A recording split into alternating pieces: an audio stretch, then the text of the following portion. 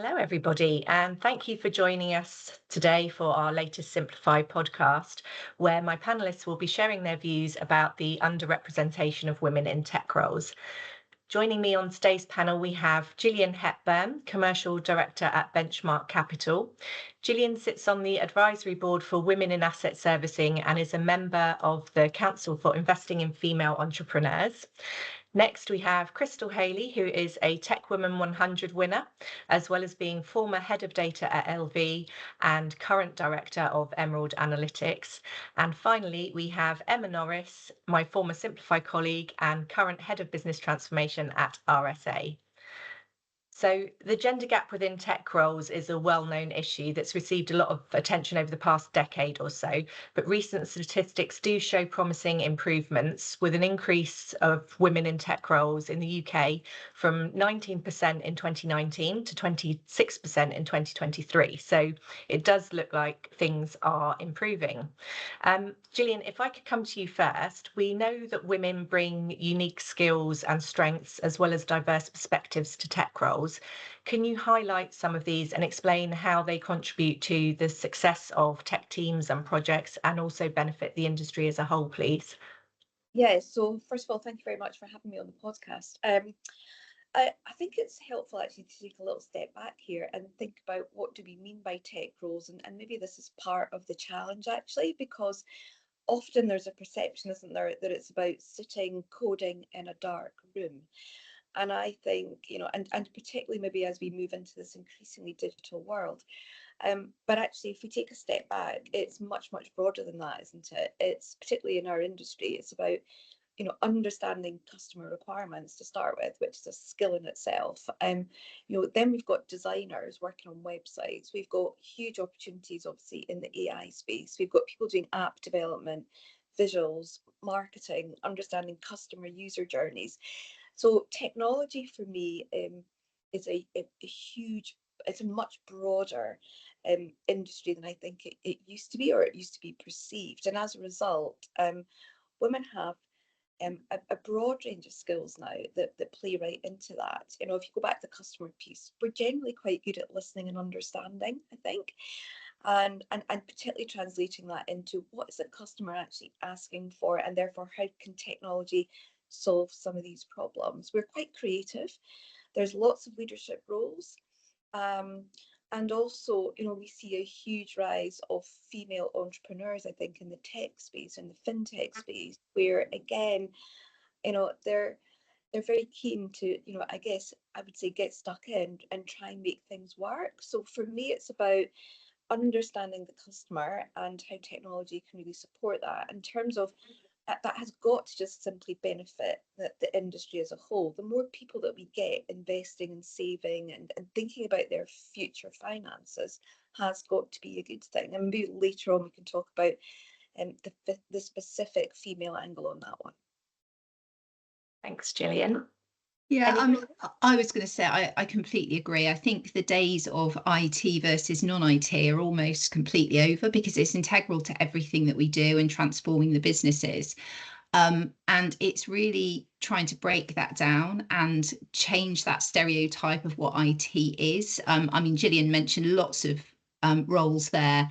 I completely agree with the translating business to IT and back and forth, and actually there's loads around that. There's also all the change management roles, there's all the support roles that actually sit within IT, and we're working within that environment. So it's really trying to reposition what working in IT is and making that a lot less intimidating to those that potentially haven't worked in that environment before but have absolutely got the skills to do so.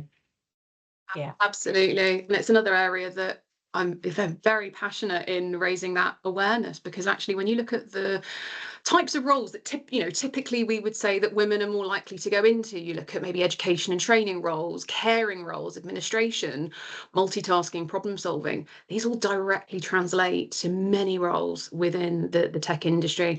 I was speaking at a school recently, and there's a lot of young children who don't think they're going to need data in their lives or in their roles. And actually it's about, I suppose, changing that narrative as to why it's going to be important for everybody to have a level of of understanding about tech as we move forward. But there is truly a role for everybody, no matter what your interest or passion is.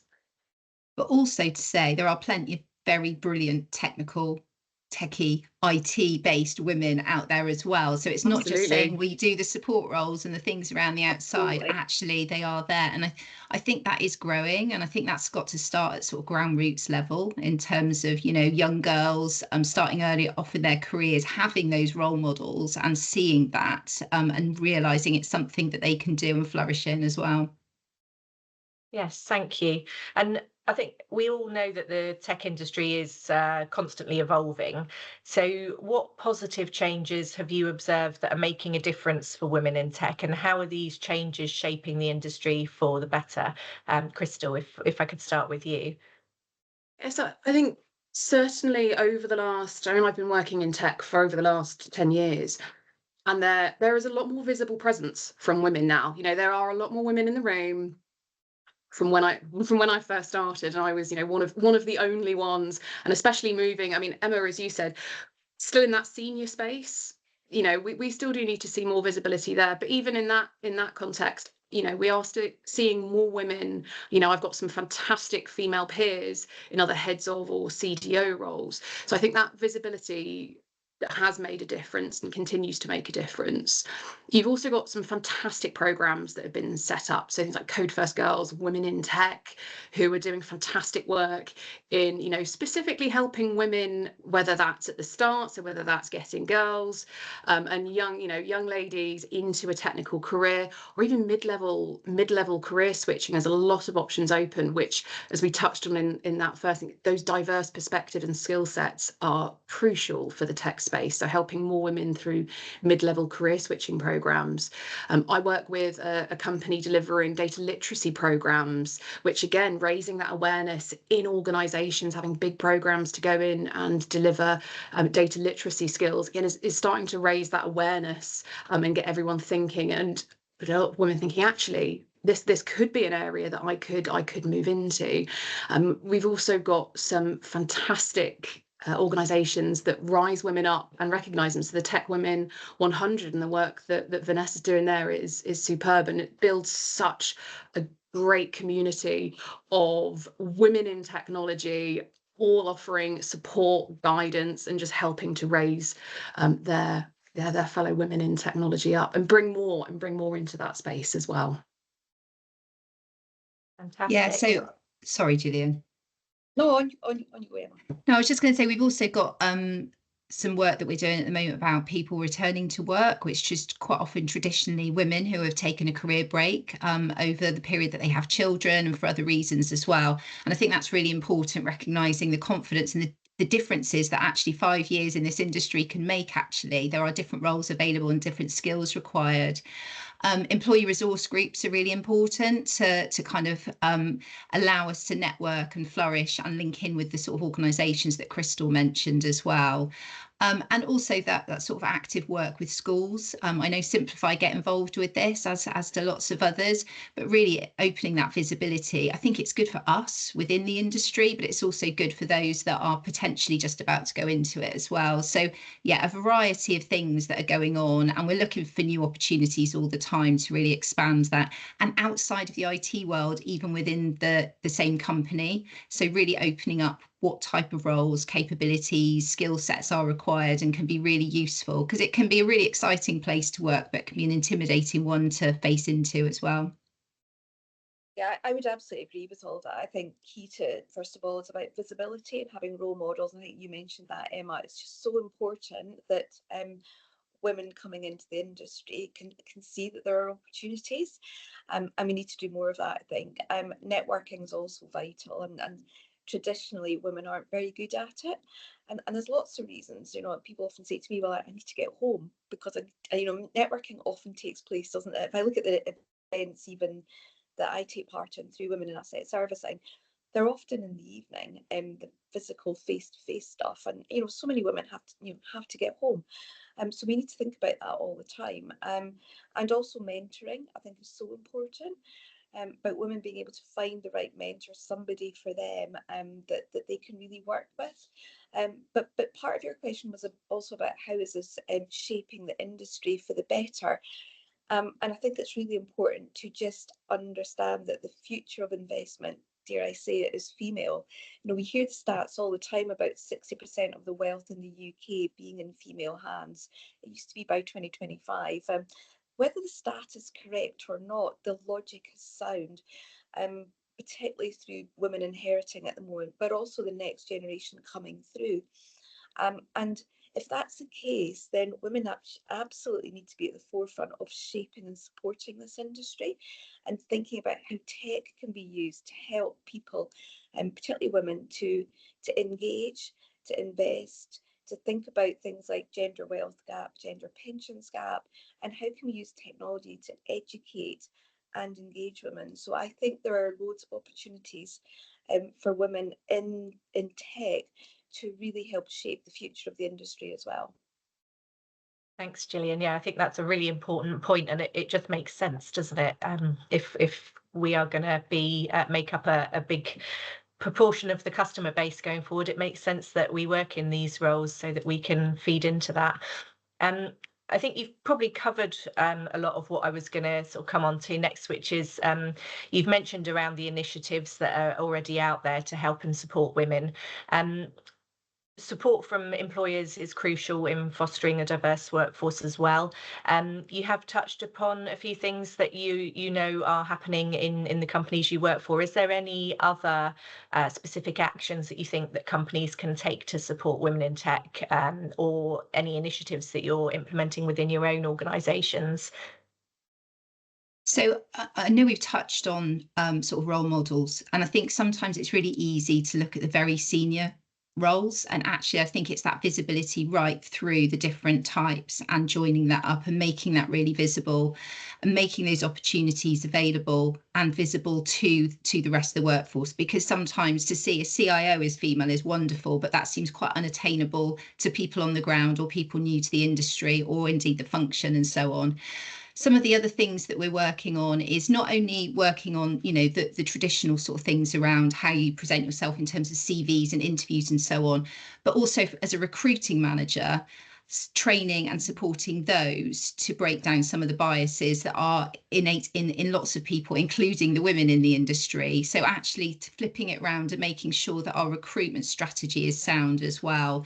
Really active talent reviews and giving people the opportunities through that as well, are some of the things that we're working on at the moment, and I think are really important to make a shift in terms of those entering the function and the industry indeed.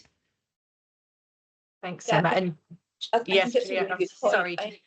No, it's okay. I think also what's interesting is often women end up in tech by accident and don't realise they're in a tech role, if I could be so bold. And I've got an English degree, right? But I've sponsored various tech projects and I don't see myself as working in tech. And then I sat back when I was preparing for this and I thought, well, do you know what? Maybe I do. So, and I think it just should be part of our overall D&I policies, shouldn't it? In terms of, and not just as you said, Emma, in tech roles, but more broadly. I actually did a bit of, I checked out with our own tech area, specifically within Benchmark, and 40% of the senior management team were women. And in the change management team, 66% were women. Well, I thought that was quite a result. And I'm not sure if that's, as I said earlier, by accident or by design, but we've just got to look at how else we can continue to promote this. And I think something that that maybe, Emma, you mentioned is busting the myths about our industry being, and I hate this language and I pick people up for it all the time, when we talk about being male dominated. We're not. There's maybe a gender disparity, if we want to call it that, but we've just got to think about our language and how we approach this. And it starts way back around busting myths on specific qualifications that you need, or, we only take people with degrees from certain universities. We have amazing entry-level programs, for school leavers and all sorts. And also your point on return to work is so important. So you just got to think across a piece about how we can use every opportunity that we have to bring more women into the industry.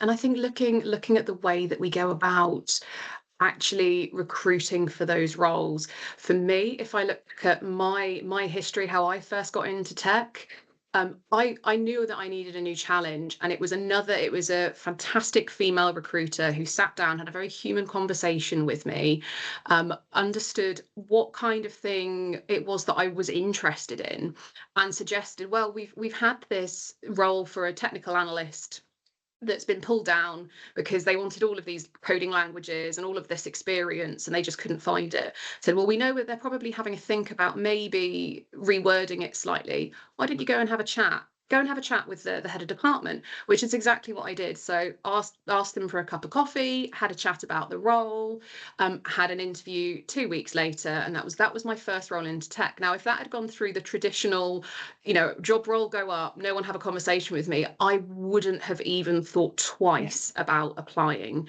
And if I look at half of the actual job descriptions for things that I've had, so many have said I have to be educated to degree quality. I don't even have A levels. I have GCSE. If I actually went by what the job description said, I wouldn't have had half of my roles. I prefer to bring that human connection and that conversation into it.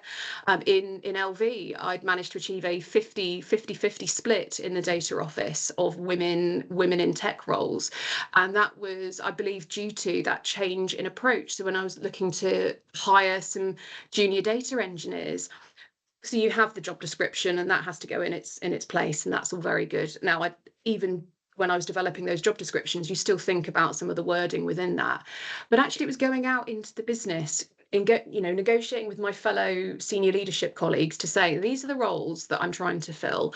This is the kind of person that I want in this role. This is the skills. Forget the technical side of it. Some of that can be taught. This is really the person that I want.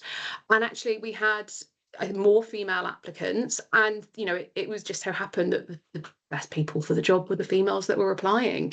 But even in those conversations, it was, but I've never coded before, I've never done this, I've never done that. And you do need that little bit more reassurance, I think, in coaching and just bringing up that confidence level, which is why mentoring, for example, is so very, very important in helping this. But yeah, I do think that change in approach to recruiting definitely made a difference.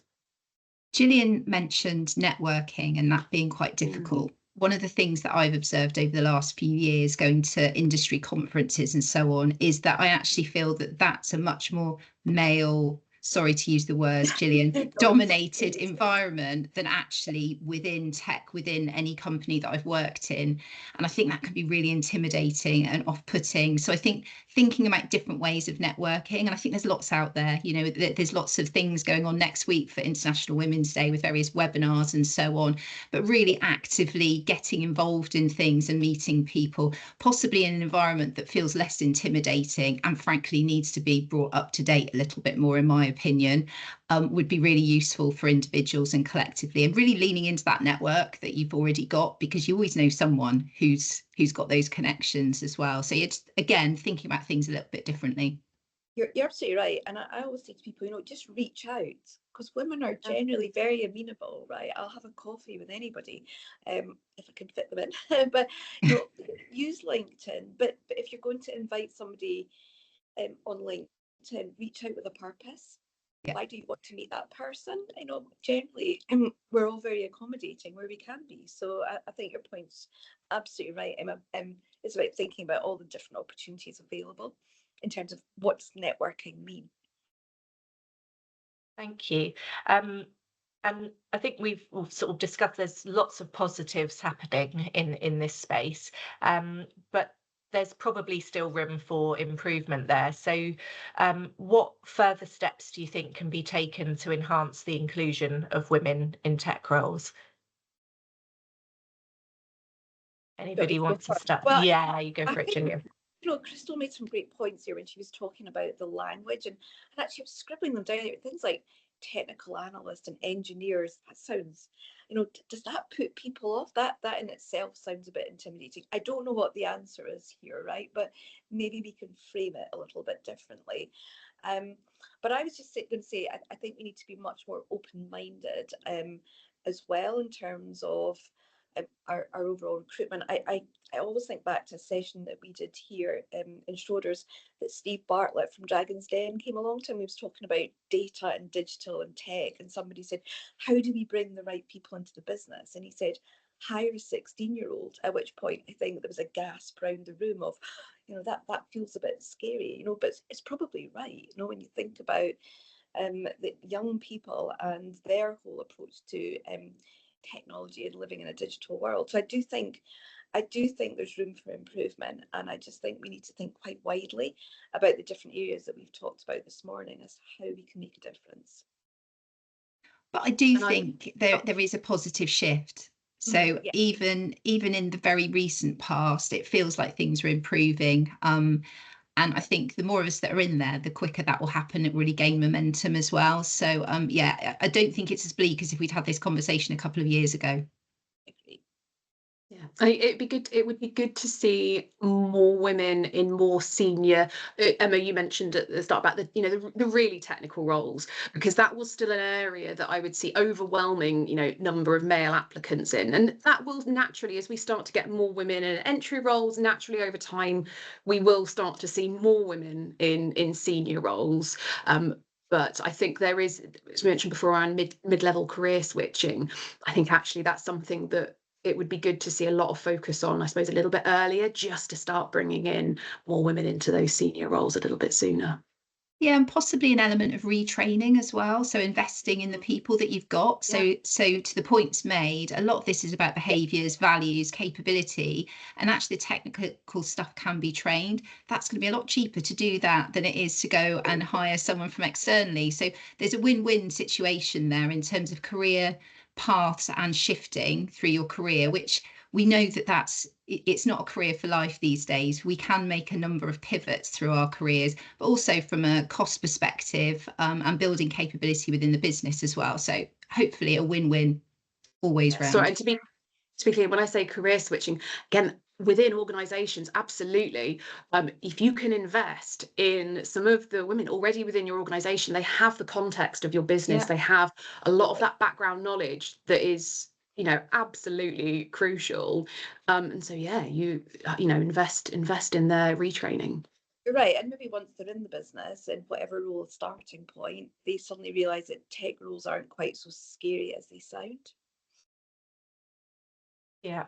Yeah, I mean, the statistic that I've seen there is that there's still only 5% of leadership positions in the UK tech industry occupied by women currently, so still fairly low. And obviously we've discussed there's room for improvement there, but things are looking to be moving in the right direction, and we've discussed there today about why it's important to have that diversity there and all the benefits that brings with it.